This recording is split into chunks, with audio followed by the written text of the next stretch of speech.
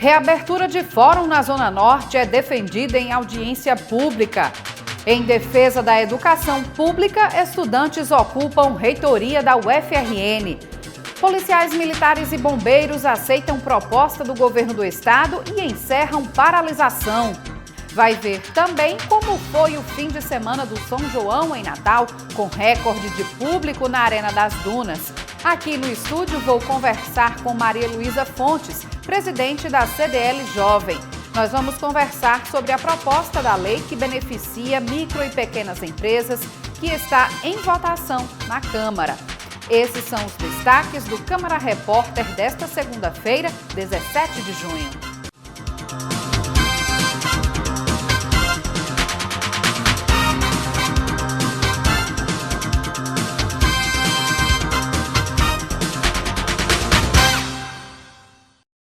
Olá! O Câmara Repórter começa em clima de São João.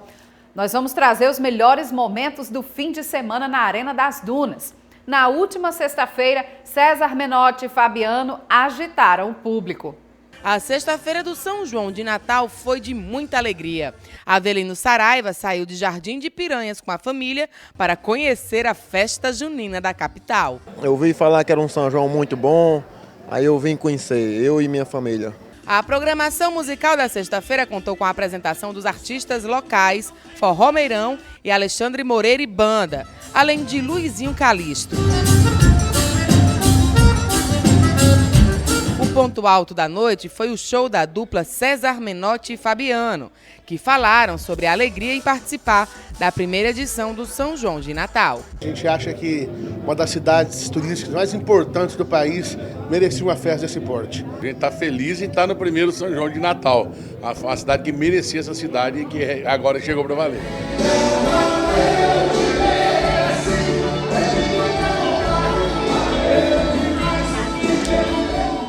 E a noite do sábado foi de regime fechado, com a animação das coleguinhas Simone e Simária, um dos recordes de público da Arena das Dunas. Vejam só. Roberto, do acordeon, toca sanfona desde os 6 anos, instrumento que o acompanhou nos 12 discos e 4 CDs gravados, sempre apresentando em seu repertório o autêntico forró nordestino, ritmo que trouxe para o sábado da festa. Olha pro céu, meu amor, vê como ele está lindo.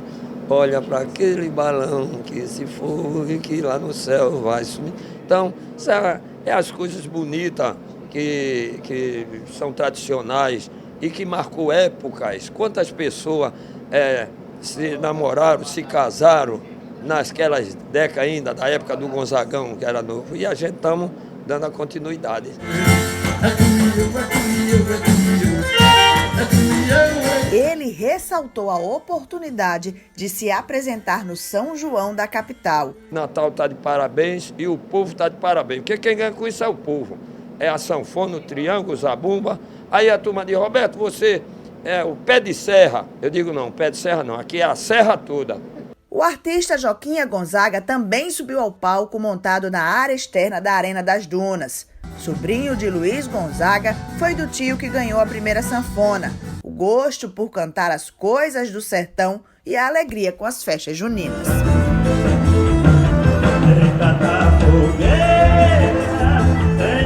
Eu sou de uma família de forrozeiros, Rei do Baião, onde foi através dele que ele criou tudo isso e a gente tem ele como referência. Então eu me orgulho de ser da família, sangue. E eu tenho o prazer de estar aqui com vocês, tocando e contando minha história e contando a história dele. Simone e Simária cantaram seus principais sucessos e embalaram um público recorde do evento, que não se intimidou com as chuvas que caíram ao longo do show.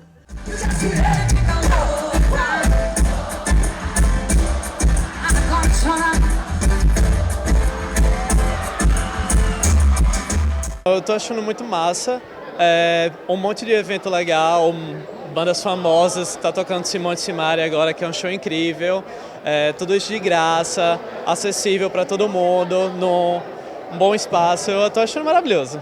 Os shows maravilhosos, de primeiro mundo.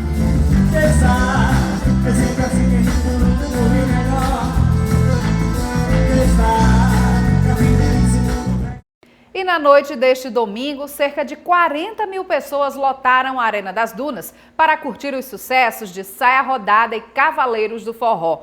Confiram como foram os shows que deixaram o gostinho de quero mais para 2020. No palco, as atrações Rojão, Saia Rodada e Cavaleiros do Forró levaram a plateia à loucura a cada música cantada.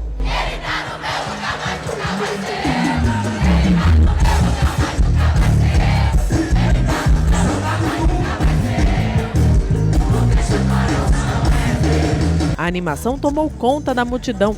Público e bandas aprovaram o São João de Natal e revelaram expectativas para que se repita no ano que vem. Natal não podia ficar atrás das outras cidades capitais, dos outros estados nordestinos que cultuam o São João. Nós cultuamos também o São João.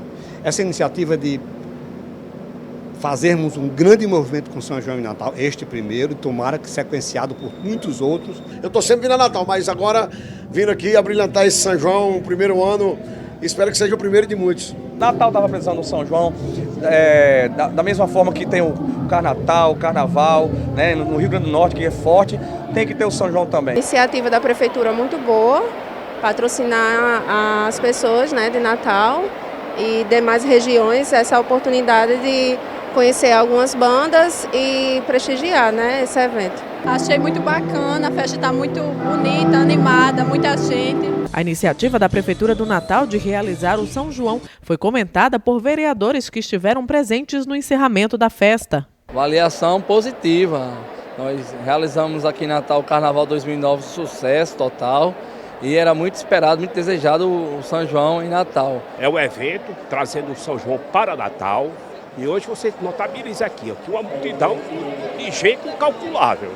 Então tudo aquilo que vem trazer benefício para a nossa cidade, que aqui vai gerar imposto, receita para o município. Após uma semana de grandes shows nacionais e recorde de público, o prefeito fez uma avaliação do evento. Grandes atrações estiveram presentes, lotando o espaço aqui do Arena das Dunas, surpreendendo porque se contrapondo a todas as adversidades, inclusive a chuva, que choveu torrencialmente em alguns shows e o povo permaneceu, ficou assistindo, participando, dançando, curtindo o nosso São João. Para quem não pode ir aos shows do Arena, a boa notícia é de que os festejos juninos continuam essa semana na capital potiguar. Nós vamos até a primeira semana de julho. Essa próxima semana o Festival Gastronômico aqui do Arena, ele continua forte com o coreto musical, com várias atrações locais.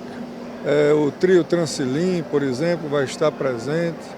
E temos ainda a continuação do edital público em relação aos arraiais espalhados em todas as cidades, assim como as Rocas também estará fomentando o seu grande São João na próxima semana.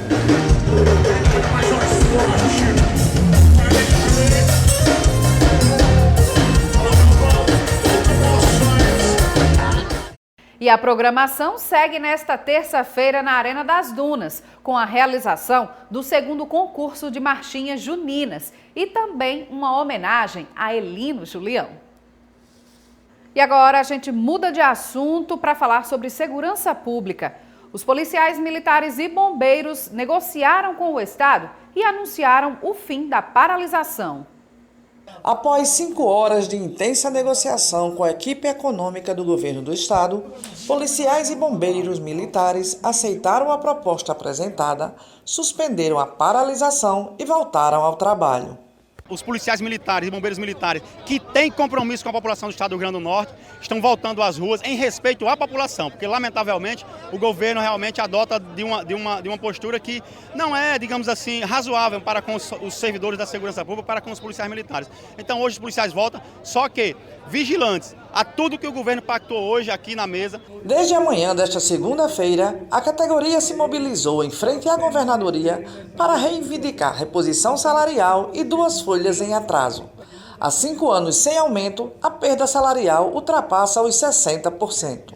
Militares estaduais, policiais e bombeiros militares da ativa, da reserva, de folga de serviço, que ficaram mobilizados aqui, que nos deram a força necessária para conseguir, a princípio, parcialmente, uma negociação a contento, que teve como objetivo o pagamento de passivos como níveis e promoções que estão represadas, o comprometimento do Estado em arcar com as folhas de dezembro de 2018 e décimo de 2018 e, sobretudo, o mais importante, pactuar um grupo de trabalho para que se envie até setembro um projeto de lei que vise diminuir a distorção entre as carreiras de Estado que fazem parte do mesmo sistema, que é o sistema de segurança. Na proposta apresentada, o governo se comprometeu a priorizar o pagamento das folhas salariais em atraso e encaminhar à Assembleia Legislativa até setembro projeto de lei que atenda à redução na distorção salarial da categoria. Outro ponto de destaque na proposta do governo foi a implantação, até julho, de todas as promoções publicadas e ainda não implantadas.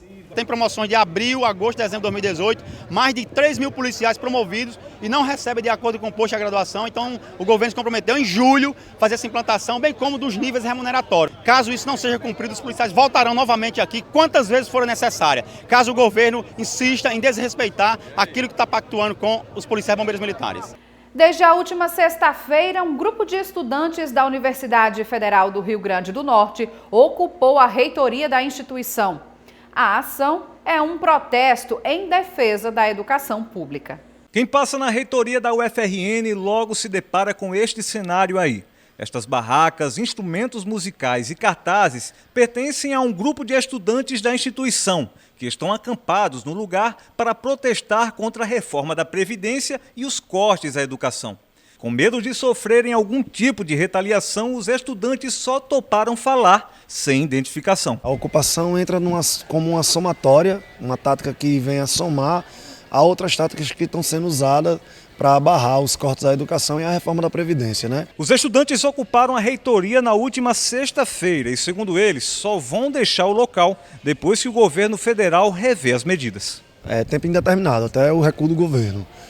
Nossa ocupação tem um caráter político e cultural. Tem centros que já emitiram notas oficiais com documentos, respaldados por documentos, né, de suas contas e contabilidades, que as atividades só podem funcionar até agosto. Então, quer dizer, o segundo semestre da gente já está todo comprometido. Representantes do Adurne, dos docentes da UFRN, estiveram no local e conversaram com os manifestantes. Segundo eles, o protesto é legítimo. O conteúdo do sentido da ocupação é de que eles querem preservar a universidade, que está ameaçada efetivamente de encerrar seus serviços em agosto ou setembro, devido ao corte dos custeios de investimento. E a gente vai entender esse processo todo. O que o sindicato veio colocar aqui foi dizer que nós estamos atentos e que nós entendemos que a ocupação tem um sentido de chamar a atenção para a situação das universidades federais do Brasil e do Rio Grande do Norte especificamente, que já foi uma das melhores do Brasil e agora vive um processo de sucateamento explícito. Ao longo da semana, os manifestantes programaram uma série de atividades políticas e culturais na reitoria. Para eles, o movimento representa uma força de expressão de grande alcance social. Amanhã temos ensaio e oficina com pau e lata, temos debate sobre segurança da comunicação. Então, assim, a gente vai montando a programação ao longo do passar dos dias, mas temos uma programação variada. Agora vamos falar de Câmara Municipal. Na manhã desta segunda-feira, a Câmara Municipal de Natal realizou uma audiência pública com um objetivo: reivindicar a reabertura do Fórum Varela Barca na zona norte da cidade. Os pais de Maren abriram um processo contra uma empresa de telefonia móvel. No dia da audiência, eles foram até o fórum no qual seria julgada a ação. Ao chegarem lá, surpresa, o Fórum Varela Barca havia fechado. Eles tinham um processo lá e deram de caras fechadas lá, as portas fechadas. Aí o que eles fizeram? Ligaram para mim e disseram: minha filha, a gente não tem como se deslocar porque o fórum está fechado e a gente não sabe mais como proceder. Aí eu disse: não, pai, então faz o seguinte, vão embora para casa, já que vocês são idosos, não andam só, então vão para casa.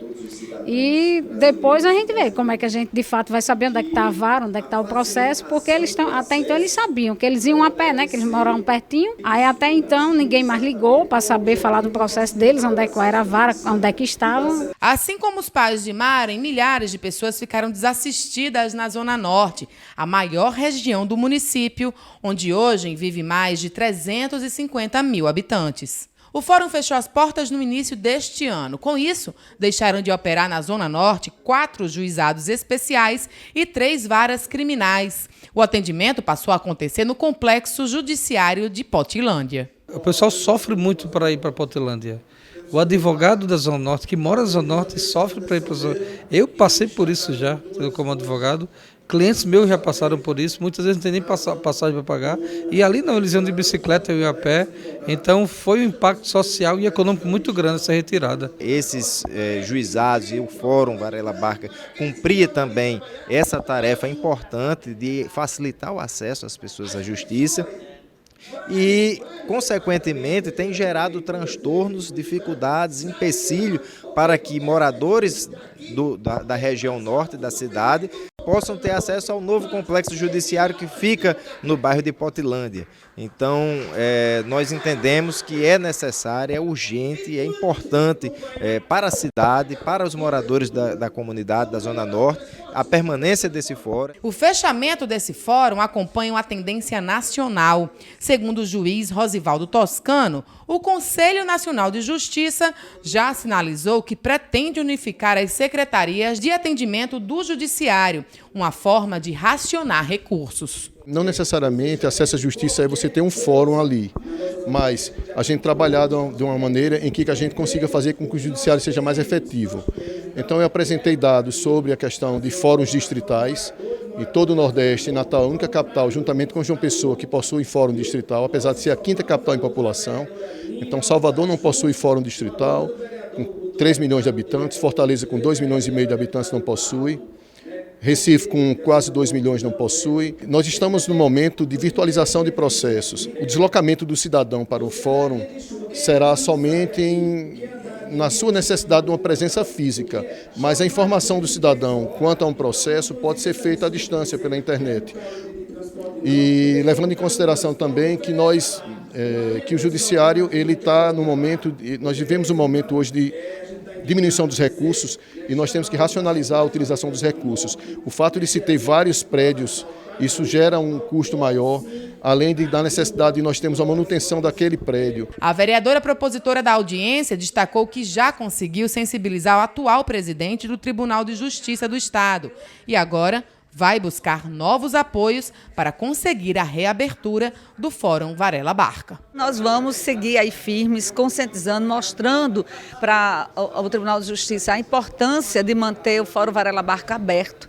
Nós entendemos que a justiça ela tem que ser disposta à sociedade. A sociedade não pode, sob nenhuma hipótese, a região norte Natal tem mais de 350 mil habitantes. Ficar sem esse fórum é um crime. E se Deus quiser, nós vamos conseguir. Quarta-feira, às 10 horas, você que está nos assistindo, nós vamos estar, todos nós juntos, lá no Norte Shop, coletando assinaturas, mas para fazermos um grande abaixo-assinado e levarmos ao Tribunal de Justiça para que o Fórum Varela Barca seja reaberto. Os vereadores da Comissão de Justiça se reuniram na manhã desta segunda-feira e aprovaram um projeto de lei que determina o arquivamento automático das matérias que forem rejeitadas nas reuniões da comissão. O projeto que determina o arquivamento das matérias rejeitadas na comissão é de autoria do vereador Ney Lopes Júnior. Com a aprovação, agora a matéria será apreciada pela mesa diretora da Casa. Qualquer proposição legislativa, seja ela um projeto de lei, seja ela um projeto de decreto, seja ela um projeto de resolução, seja qualquer que seja a proposição legislativa, uma vez sendo rejeitado ou rejeitada na Comissão de Justiça por uma falta de entendimento da constitucionalidade, legalidade e regimentalidade, ele já será arquivado diretamente na Comissão de Justiça. Não precisará mais ser apreciado pelo plenário. nem pelas comissões temáticas. Um outro projeto aprovado foi o do vereador Fúvio. A matéria prevê a regulamentação de 12 pontos turísticos ecológicos da cidade. É regulamentar os pontos turísticos ecológicos de nossa cidade. Na verdade, uma cidade turística como a nossa não pode ver apenas os pontos, vamos dizer assim, como o Morro do Careca, somente o Forte do Rismago, mas como todo, né, na parte ecológica, e associando o turismo e o respeito ao meio ambiente, né, e o conhecimento do cidadão e do turista aos nossos pontos turísticos ecológicos em Natal. Reduzir o tempo de espera dos clientes nos cartórios públicos da cidade para no máximo 30 minutos. Essa é a proposta do vereador Kleber Fernandes.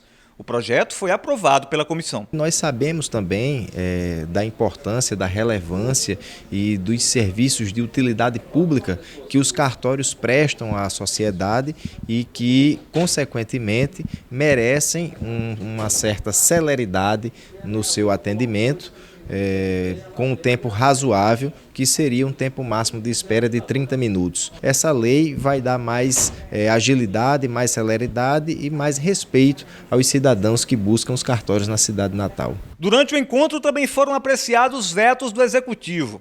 A matéria do vereador Preto Aquino, que determina o reforço na segurança em áreas escolares do município, teve o veto rejeitado pelos parlamentares. Nós aprovamos hoje aqui, contrário ao veto do Executivo, já vejo que o objetivo do nosso projeto é fortalecer cada vez mais a área em torno das escolas do município da nossa cidade. Na sua totalidade é um projeto que vem a colaborar o funcionamento não só da escola, mas de todos aqueles que vivem em torno da área.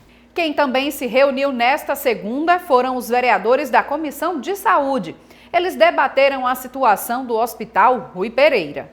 A situação do Hospital Rui Pereira foi o tema da audiência pública realizada pela Comissão de Saúde, Previdência e Assistência Social nesta segunda-feira. Referência em cirurgias vasculares, o Hospital Rui Pereira recebeu a visita da comissão na semana passada. Os parlamentares constataram problemas estruturais de modo geral, que comprometem a saúde dos pacientes. Dos 11 órgãos e entidades convidados, apenas 4 estiveram presentes para o debate. O que me deixa preocupado é a ausência do Ministério Público, porque esse é o defensor do povo.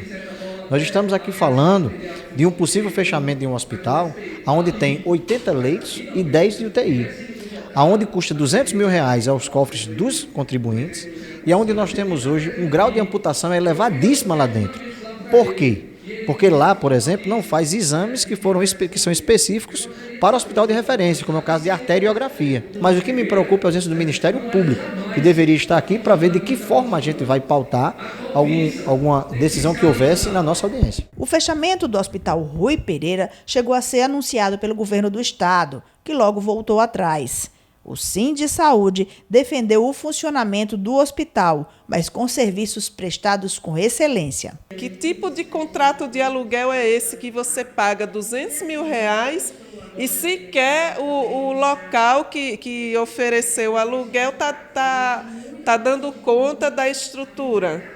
Como será que foi feito esse tipo de contrato? Foi o Estado que se comprometeu à manutenção do prédio ou foi o dono do prédio? Então, são questionamentos que a gente faz, né, que eu coloco aqui para a gente levar a pensar, porque é o nosso dinheiro, é o dinheiro que a gente vem pagando os impostos. A avaliação que eu faço, né, principalmente da gestão e do Ministério Público, é que eles não estão tendo compromisso com a saúde pública e com a sociedade. Porque quando você é chamado a debater a saúde pública, é de interesse de todos, né? E um hospital referência em cirurgias vasculares e doenças relacionadas, ele tem uma extrema importância para a sociedade. Presente à audiência, o secretário adjunto estadual da Saúde reconheceu todos os problemas da unidade hospitalar e garantiu que a CESAP não pensa em interromper os serviços prestados pelo Rui Pereira. Para nós, o fundamental nós mantivemos o convênio. O convênio ia acabar em fevereiro, né? O contrato com o hospital ia acabar em fevereiro, nós renovamos o contrato, porque nós implantamos imediato também um processo de construção de linhas de cuidado para resolver o problema desses pacientes, de preferência na sua casa, na atenção básica, evitando a sua hospitalização, na evolução para coisas mais graves, como amputação, como cirurgias, né? Nós fizemos todo esse trabalho, mas nós mantivemos o ruim do jeito que estava, porque a nossa luta, claro, melhorando os insumos, melhorando os exames, porque a nossa luta, na verdade, é construir alternativa que seja mais qualificadora. O prédio é inadequado, é real. Não tem acessibilidade, é velho, enfim. Aí surge uma possibilidade de se ter um novo prédio, um novo hospital que está aí à disposição. Então, nós vamos fazer esse debate aqui. O que nós não aceitamos, de jeito nenhum, é essa teoria de que vão espalhar esses pacientes na rede estadual de saúde. Já foi feito isso no passado e não deu certo. Não dá, nesse momento, para você fechar sem leito, numa saúde caótica como está a do Rio Grande do Norte e a de Natal, dos municípios. As pessoas estão...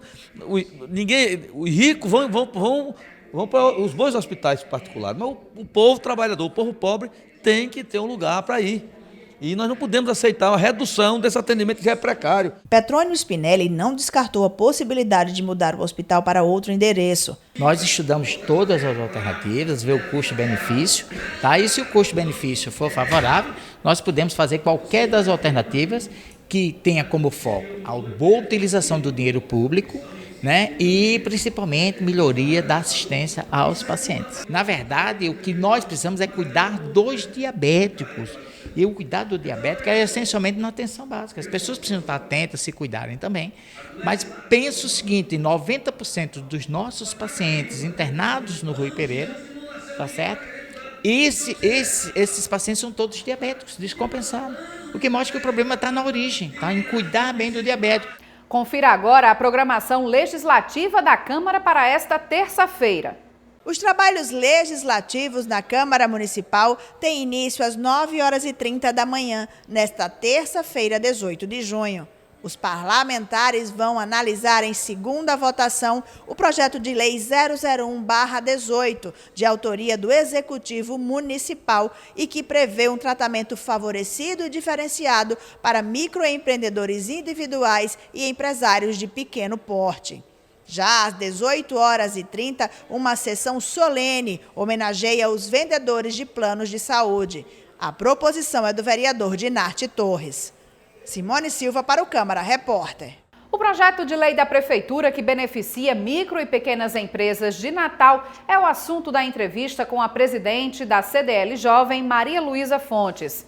É logo depois do intervalo, não saia daí.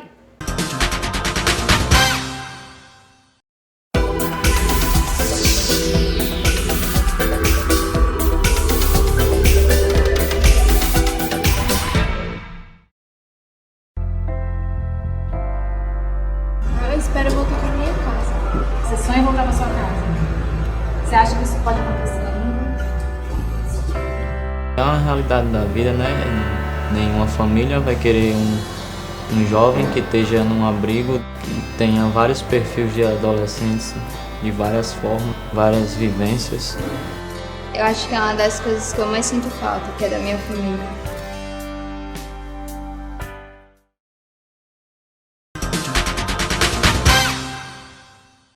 O Câmara Repórter está de volta e a pauta do momento é a votação do projeto de lei que pode beneficiar micro e pequenas empresas em Natal. E para falar sobre este assunto, nós recebemos aqui no estúdio a presidente da CDL Jovem da Câmara de Dirigentes Lojistas de Natal, Maria Luísa Fontes. Seja muito bem-vinda. Obrigada, Larice. É um prazer estar aqui com vocês. Maria Luísa, para que as pessoas entendam em casa que processo é esse que a Câmara está discutindo desde a semana passada, qual o objetivo maior dessa lei geral da micro e pequena empresa aqui em Natal? Como não é segredo para ninguém, a gente veio de um momento muito ruim de 2005 para cá, de um momento de recessão econômica. E os municípios focavam muito nas grandes empresas, o que não é nenhum problema.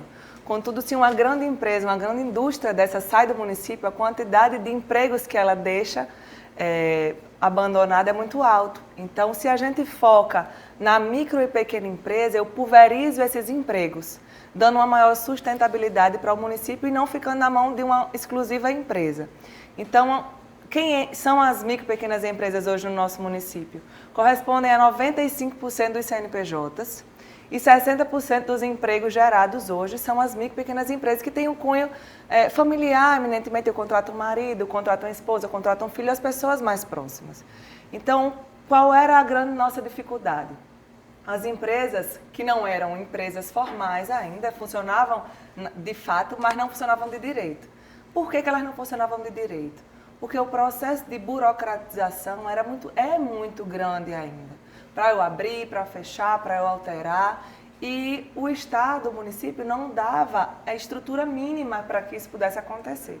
Então, através dessa legislação, com a participação de vários atores do setor produtivo, do setor público e da sociedade, a gente acredita que conseguiu construir realmente um ecossistema mais favorável para se empreender e trazer o desenvolvimento econômico novamente para o nosso município.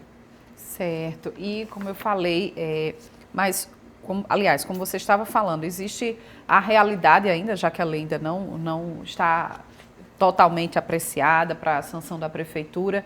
Qual é a principal, por exemplo, do microempreendedor? Você falou da questão de abertura. Quanto tempo se leva para abrir esse processo de esperar a empresa abrir, de ter estrutura até para acesso ao crédito para fazer essa empresa prosperar, por exemplo? Em média, 12 meses. Porque hoje a burocracia para se abrir uma empresa grande é a mesma para se abrir uma empresa pequena. Então, a primeira coisa que a gente fez foi classificar. Vamos separar o joio do trigo. Uma empresa que pode causar um grande impacto ambiental ou urbanístico ou sanitário tem que ser tratada de modo diferente de uma que não impacte. E até assim, para licenciar hoje tem que ter um projeto arquitetônico, tem que ter um projeto ambiental. Isso é custo e isso precisa ter um aparato administrativo para a prefeitura poder dar conta muito grande. E não tem. E cada vez vai ter menos pessoas para poder dar conta de tanta coisa, porque vão ser muitas empresas abertas. Então, o que a gente fez? Classificou o risco. Hoje vai ter empresas que vão ser inexigíveis de licenciamento, as que são classificadas como baixo risco e as que são classificadas como alto risco. Em questões de licenciamento da legislação, o que a gente trouxe de inovação? Trouxemos uma licença unificada, que é uma legislação vanguardista no país, inclusive nós desconhecemos um município que já está nesse passo, mas quando a gente pensa lá na frente, não imaginamos que vai ser diferente disso. Padronização de informações, eficiência nos processos, linearidade entre as informações das secretarias, da Junta Comercial com a Receita Federal. Pensando para frente mesmo. Pensando para frente mesmo. Então, o empreendedor como é que vai ter que fazer? Vai entrar no portal, vai cadastrar a sua empresa, vai abrir a empresa e vai preencher um questionário simples com 8 a 10 perguntas. Nesse questionário, o próprio sistema vai cruzar as informações que ele deu e vai levar para três possibilidades, como eu falei. Inexigibilidade, baixo e alto. Se ele caiu em inexigibilidade, pode começar a funcionar a partir do registro. Se ele caiu no baixo, ele vai juntar um termo de responsabilidade técnica do engenheiro ou do arquiteto que está tudo ok com a sua edificação, vou pagar uma taxa e automaticamente, sem vistoria anterior, já posso começar a funcionar. Já o alto é diferente. O alto eu preciso juntar uma planta, um projeto, eu preciso juntar umas certidões, eu preciso pagar, eu preciso ter vistoria anterior de eu começar a funcionar. Então, eu começo a categorizar e focar as forças da administração pública naquelas empresas que realmente possam trazer algum dano para a sociedade. O que for diferente disso, a economia tem que dinamizar, porque preciso gerar emprego, eu preciso gerar tributo e isso traz realmente um retorno imediato para o município. Hoje não tem mais vantagem nenhuma ser informal. Se eu sou uma manicure, se eu sou uma boleira, se eu sou um carpinteiro, por exemplo, eu posso pagar 55 por mês, ter um auxílio-doença, contribuir para a minha aposentadoria, se eu for mulher, tirar licença paternidade e ainda vender para outras empresas, porque a empresa só compra com nota. Então, e além do que, traz para o município uma segurança de visualizar todas as empresas que estão dentro do seu território, que hoje não acontece. Porque não tem... O município não estimula a formalização de modo correto. E esse é um dos pontos, né, que vai ser amplamente debatido nesta terça-feira, na votação da sessão extraordinária que acontece pela manhã, às 9h30, a partir das 9h30, nesta terça-feira. Espera-se que esse ponto aí especificamente passe? Sim. A gente está trabalhando de modo muito articulado com o setor produtivo, com o setor legislativo, né? Por isso precisa de representação. Os vereadores estão entendendo a necessidade do nosso município.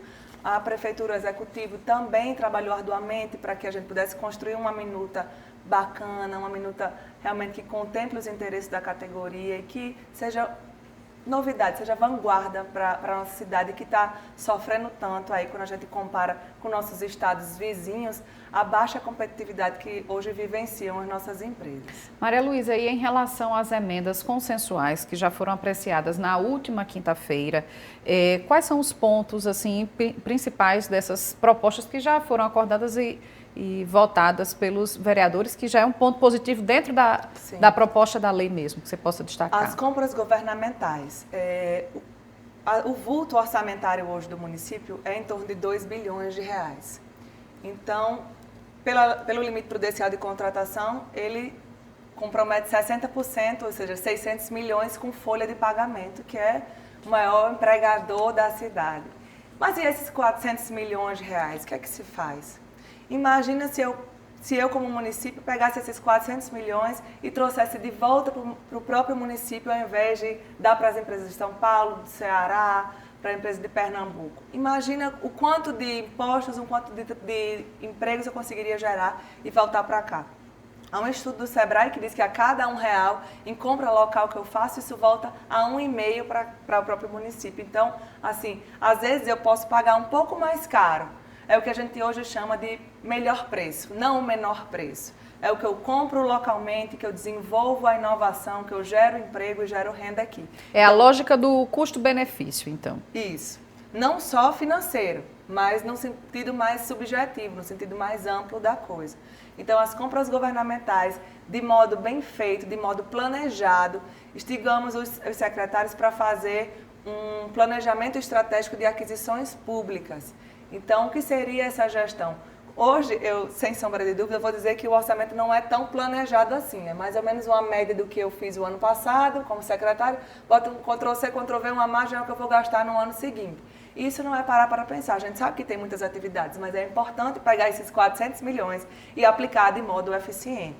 E de modo eficiente, que eu digo, é atender às necessidades da população de modo estratégico, porque, embora a gente saiba que as demandas são infinitas, o recurso é limitado. Então, onde é que eu, como administração pública, quero investir no ano de 2020?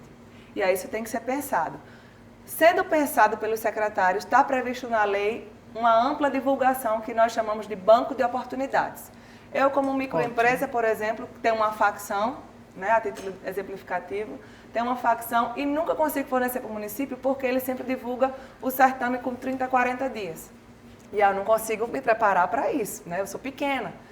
Com esse banco de oportunidades, eu vou hoje em junho, por exemplo, saber que em janeiro o município vai comprar fardamento escolar. E aí eu vou chegar para o meu fornecedor de tecido e vou dizer, cara, vai ter uma licitação em janeiro e eu acho que a gente pode ganhar. Faça um preço melhor para mim, vamos negociar um prazo e aí eu consigo me preparar, inclusive, para um eventual atraso no pagamento. Mas eu tenho 6 meses, eu tenho 8 meses de preparação. Então, é importante fazer esse planejamento estratégico, divulgar para as nossas empresas e estimular que elas forneçam para que o dinheiro fique aqui, para que haja emprego para todo mundo, para que o recurso dos impostos sejam gerados aqui e voltem em forma de serviço. É isso que a gente espera. Maria Luísa, você falou aí que essa lei, enfim, foi formatada, né, sendo pautada com o diálogo com vários segmentos do setor produtivo, mas a votação será firme nesta terça-feira aqui nos debates da Câmara Municipal. Como é que também está esse diálogo com os parlamentares para explicar, né, esclarecer esses pontos?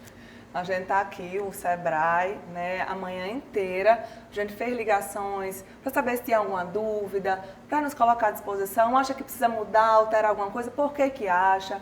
Dizer como foi construído o projeto, contar o storytelling realmente do que foi feita a coisa e como foi feita. Então, a manhã inteira a gente passou aqui dialogando com os vereadores para contextualizar, até para que eles consigam, após a aprovação da lei, dar ampla visibilidade, porque cada vereador tem uma gama de pessoas que os seguem, né, os seus eleitores, e com certeza dentro desses eleitores são muito micro e pequenas empresas, MEIs, que não saberiam dessa informação a não ser por ele. Então, a gente quer munir os vereadores dessas informações para que eles digam para os seus eleitores que é vantajoso hoje empreender, que eles não vai ter emprego para todo mundo, nem público, nem privado. Só vai ter essa alternativa. Então, pessoal, coloquem realmente esse projeto de lei em prioridade amanhã, para que todos os atores envolvidos saiam beneficiados. Vai ser um projeto de lei bem vanguardista. E estamos com a colaboração dos vereadores para realmente a aprovação integral do projeto junto das emendas que foram apresentadas e consensualizadas por todos. Maria Luísa Fontes, presidente da CDL Jovem, obrigada pela participação aqui no Câmara Repórter. Eu que agradeço. E essa edição do Câmara Repórter fica por aqui. A todos obrigada pela companhia e a gente volta com as informações atualizadas da votação da Lei Geral da Micro e Pequena Empresa de Natal no Câmara Repórter desta terça-feira às 20h30 da noite. A gente tem esse encontro marcado. Até lá!